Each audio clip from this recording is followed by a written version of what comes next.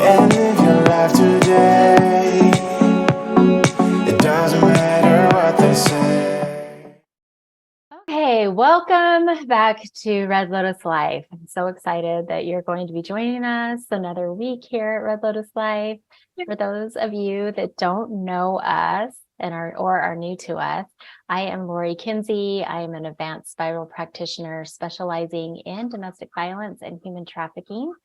Back in 2018, I created Red Lotus Life. I wanted a space where students of life who were seeking alternative ways of healing could have a place to go and a place to be, to learn about new and different ways that were different from what we see in the mainstream with counseling and therapy and different things like that. And Sara Elizabeth has been she's known about this from the very beginning. She's been there from the very beginning of when this was just a little thought in my brain, and it has grown into so much more. So I'd like to introduce Sara Elizabeth, who is a spiral practitioner and womb spiral practitioner. She specializes in inner child work, nonviolent communication, and also embodiment. She does amazing work with people in that way. I know she's helped me a ton. And then together, we co-create Red Lotus Life. We co-create the Red Lotus Life community and the membership, where we, along with the members of the membership, create a life that lights us up after abuse. I thought that was Gabby for a second. We're very authentic here. And I have a little pug, Gabby the pug. Some of you know her. And she's here with us today. So if you hear anything in the background, that's her kind of messing around. But today we are going to be talking about types of boundaries, what they are, and then what are examples of healthy and then unhealthy boundaries and how well we're doing there. By the end of this video, you're going to understand and identify where you're at with your boundary setting and how things are going there. So Sara Elizabeth, I am so excited to hear more about this because you're the one that did a lot of the prep for this. So really excited to hear about boundaries and the types of boundaries that you're going to talk about. I'm excited to share. So I feel like this is going to be diving deeper into a little bit more specifics coming from the 3-week workshop. And so the different types of boundaries that we can have, and we're only going to really pinpoint 4 specifically this time around. But again, emotional energy, our time, our personal space, our sexuality and bodily autonomy. And we even go deeper into that later on, in the future around autonomy, power, and agency, which is so, so important. Morals and ethics, our material possessions, and social media. And so we're just going to go through and give some examples of what those look like, and then share some examples from within our own reality. The other thing that I wanted to do is just give a little reminder that boundaries are to empower us. They are to empower us to communicate what you will or will not tolerate, or what you are available for. And the other thing is that boundaries help define our yes and our no, and helping to achieve a sense of agency and aligning to our sovereignty, which is why we do this work. Yeah, I really love that whenever we talked about that in the boundary workshop, because I think most people think, oh, I need to set a boundary for like other people so they know, but really it's so we know how to respond when a boundary may have been crossed or is becoming unhealthy. Right. Because I feel like logically speaking, we all know that we are allowed to have boundaries. We're allowed to, build trust, and hopefully respect is reciprocated. But somewhere along the lines, those lines can get blurred. And so that's where we start to slip out of alignment and not be in a place of empowered sovereignty. Yeah. It's a slippery slope too. slippery slope for sure. It happens so fast. Yeah. So that's why we love talking about this today. So are you ready for me to share my screen? Yes. Yeah, okay. All right, Diving. well, I'm excited to have this discussion. Okay, here we go. Okay, so boundary types. The first type being emotional energy, and I just have a little, blurb about what healthy emotional energy looks like. So saying no without guilt, that's huge. And not feeling responsible for others' emotions. That was one that I struggled with so much, especially when I started to do this work.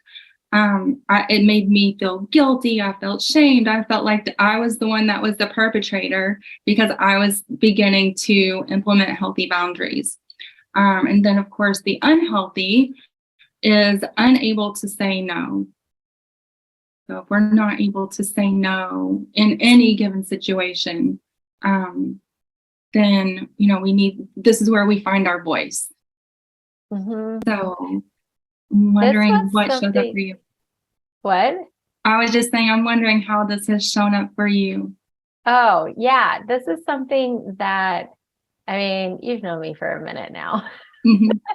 This was something that I'm not able to do very well. I'm a human design 1-3, so this is 100% my 3 line. I was very Mm-hmm. much somebody who, I grew up not having a model of what this looks like because I grew up around really heart-centered people. Like my mom was constantly always helping and serving others. And so that's how I was raised. And one of the things that really helped me with this was practicing saying no, but without an explanation. Mm-hmm. Huge. Yeah. So not only just saying no, because if I did say no, then I'd always have to say, well, it's because of this, or it's because of that, or I have plans. And then I found myself prior to doing all this work and releasing the conditioning around it, I would find myself saying these like little white lies. Like, oh, I can't really do that. I have plans when really I didn't have plans. Or I would give some excuse that wasn't necessarily true. Yeah. I can resonate with that. Or also, if I couldn't say no, then I would place the blame on someone else, and it might be the person in relationship. They wouldn't really want me to do that. Or, yeah, totally relate with that. Yeah, that's an easy one, right? A scapegoat, right? There was always a scapegoat. And I could never just be in a sovereign state and just say no. And so, without when a reason. I started to practice that of not giving the explanation, that helped me tremendously. Yep. I love that. Okay, so the next boundary type that we're going to talk about is around our time. And a healthy boundary around time can look like owning your time and your boundaries around commitments. So if you make a commitment, then own that. And then unhealthy is overcommitting and having no time for self-care. So when we overcommit, that's where we start to step in this place of being overextended and really not filling our own cup. We're not taking care of ourselves. We're probably not moving our body like we need to. We're not nourishing our bodies. And so then that we become an extension of everyone around us rather than being in alignment with sovereignty. So it shows up in so many different ways. It totally does. I love this healthy part about owning your own time. I can't tell you how many times in my entire life that I was very conditioned to that self-care was selfish. I feel like probably many people actually could resonate with this. There's no self-care because that's selfish. So no, you can't have time for yourself. No, you can't go do this. You can't go do that. Everybody else has to be taken care of before you take care of yourself. And it has taken me years to decondition that. The spiral has helped tremendously with all of this. But now, my me time is in the mornings. I don't know about you, but I love the mornings to just have my me time and wake up and have coffee or tea and move my body, all of that type of thing. Yeah, I definitely give myself space in the mornings on a regular basis. The same, just getting up, having, a nourishing meal, moving my body in some way, listening to a podcast, educating myself, or doing some kind of research. And I also love to just sit on the patio in the sun or put my feet in the grass, something like that. And then usually, my goal is usually to at least get outside and go to a park or be in nature in some way, which is a really, really, that recharges me just being in the sun. And if I don't do that, then, that's when we start to feel depleted. Mm-hmm. Yeah, I noticed if I don't have that, my whole day is off now. Mm-hmm. Or before, I'd actually set myself up so that I could be in a place of service and I could be in a place where I'm taking care of others because I've already taken care of myself. I've already had that self-care, so I feel replenished. Yeah, absolutely. And the other thing that I wanted to share is you had mentioned having the tools of the spiral and going through the spiral modality. That 100% was the thing that really helped me. And, those of us who do this work or have gone through this work to really access that space that where the conditioning has been within our DNA, to be able to release that so that we are able to be in this healthy expression. Mm-hmm. Yeah, it's so good. Okay, the next one is personal space. And the healthy expression of a boundary around personal space is to visualize and name your limits. So that means taking some time to reflect upon what that looks like for you and identifying those places within relationships. And I mean, these things all show up, as mothers with our children as well. And so just taking the time to reflect. I also recommend to write it down and then revisit, every once in a while, just revisiting and identifying. The unhealthy is to feel guilt or shame. And again, that's that guilt and shame coming up again for setting limits. And, with our personal space, again, it becomes so important to feel into our yeses and our nos. I mean, that's huge in all of these boundaries to begin with. But then our power, our agency begins, and bodily autonomy really becomes to come into play when personal space is talked about. And one of the things that I felt important to mention is this really starts to show up for us as children when we're talking about even hugging a relative or just understanding that personal space is a right. Mm-hmm. Yeah, that's I can't tell you how many times I, as a kid, I didn't even think about that, right? Until you brought it up just now. Mm-hmm. As a kid, and you're like, I don't want to go and kiss Aunt Sally on the lips or whatever, whoever it is, you're like, I don't want to do that. I always felt very uncomfortable, especially if it was somebody that I didn't really know or see often. It'd be years in between. Like it's uncomfortable. Yeah. Mm-hmm. That's something that I really tried not to do with my children early on. One of the things, when you were talking about small children, right? Having the small children. So my children are out of the house now. And so I really realized, I didn't realize how much I needed my personal space. And then once I began studying the gene keys, that's actually part of what keeps me healthy is I need that space. But I remember one time, like, I do remember this.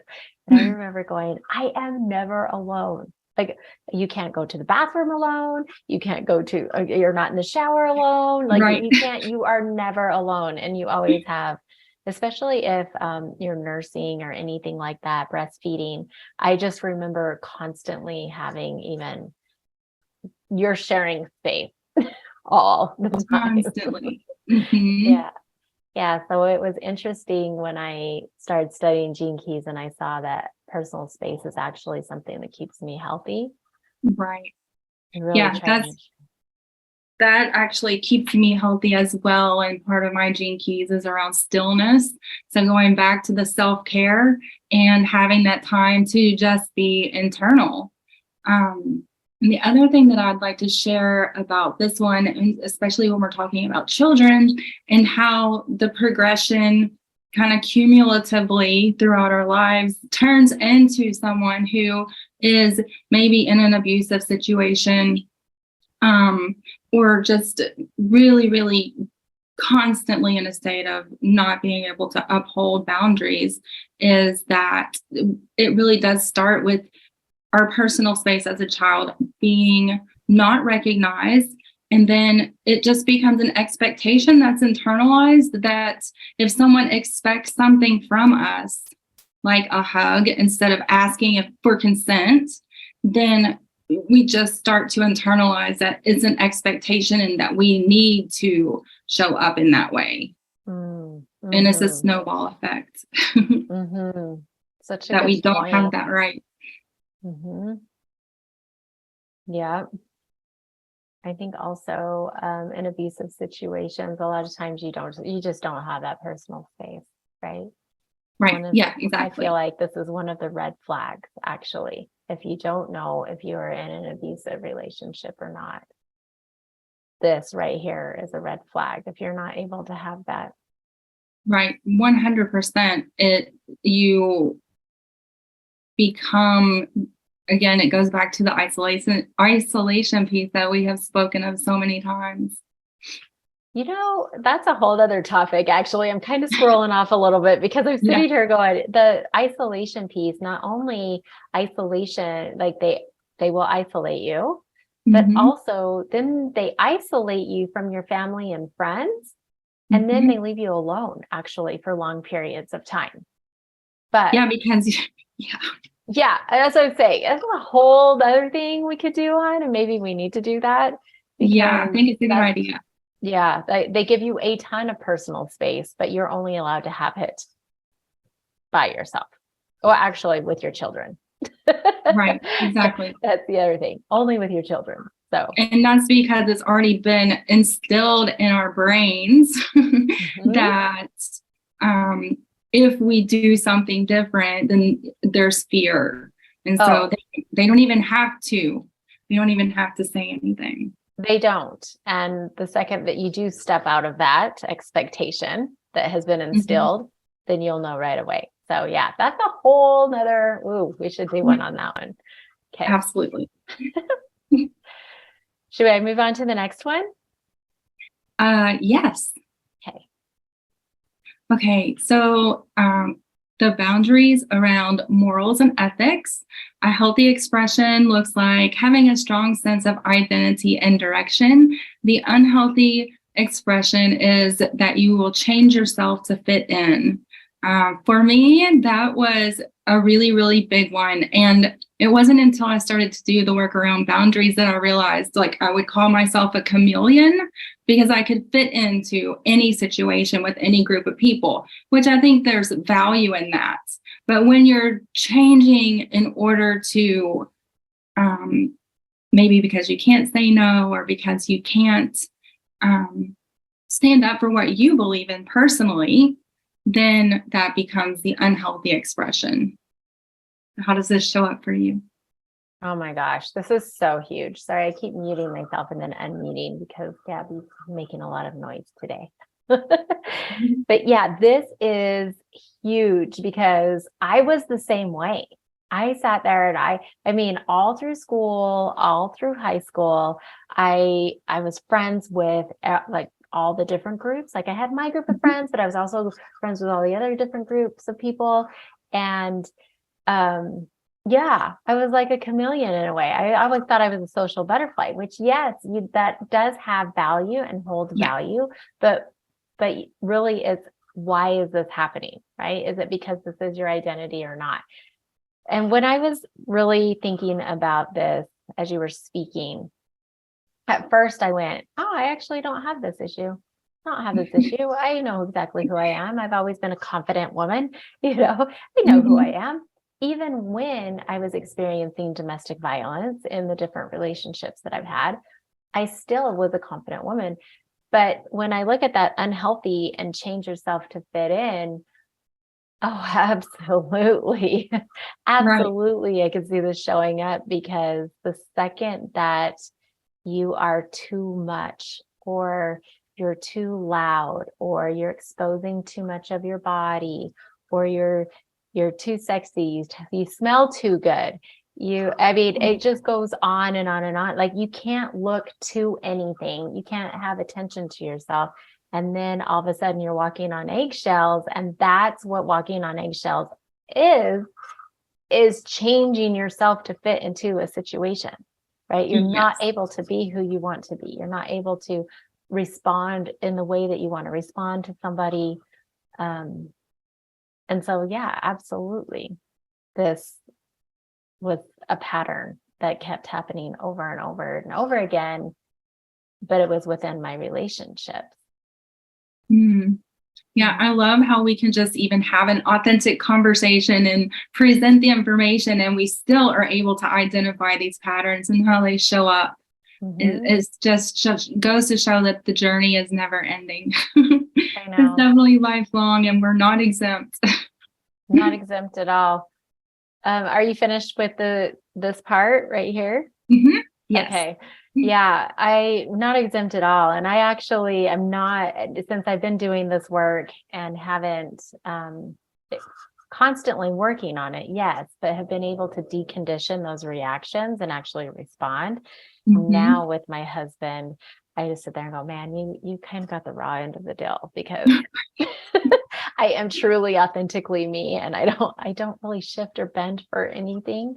It's definitely if I want to, yes, and I will take care of you, and I will adore you, and totally just what's the word? Pamper, I guess. But it's only if I want to, right? It's only if I want to, and it's so much better when I want to. Right, because then you don't feel like it's an expectation when you genuinely want to nurture in that way. But when it becomes an expectation, for me, is where it gets a little slippery. Yeah. Well, this was amazing. I absolutely loved it. I feel like there's more to be said. This was so kind of just on the surface and basic, but yeah, I'm excited to dive into this more. Was there anything else that you wanted to share? No, I think I feel complete. Just wanted to reiterate that this is really, really basic, as Lori was sharing. And if you would like to go deeper, if you would like to learn more about the tools of the spiral, please do join us in the membership group. We would love to have you. Yeah, we would absolutely love to have you. Okay, so thank you. Thank you for sharing your time with us today. This was just a real short one, so we could just cover a little bit. Thank you. We understand how much it just means a lot to us. It means a lot to us that you're here with us and you're sharing your time and your energy with us. And so much gratitude. Yeah, if you enjoyed it, we invite you to subscribe and like and share this with someone else who may also resonate with it. And then, just as Sara Elizabeth said, yes, if you want to dive deeper into this is what we go into in the Red Lotus Life membership. And we'll just have the link below for more information. Have an amazing, fabulous day. Bye. And live your life today.